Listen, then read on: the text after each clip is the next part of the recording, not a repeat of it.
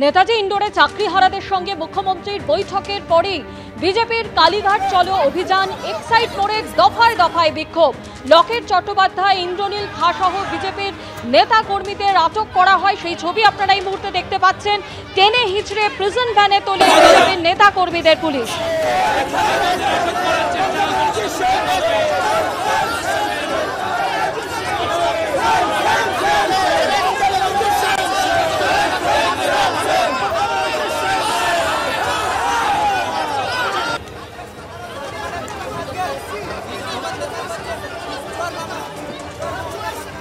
লকেট চট্টোপাধ্যায় থেকে শুরু করে ইন্দ্রনীল খা সহ বিজেপি নেতা কর্মীদের আটক করা হয়, টেনে হিচড়ে তাদের প্রিজন ভ্যানে তুলল পুলিশ।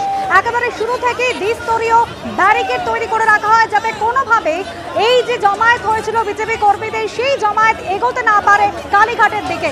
লকেট চট্টোপাধ্যায় থেকে শুরু করে ইন্দ্রনীল খা সহ বিজেপি নেতা কর্মীদের আটক করল পুলিশ।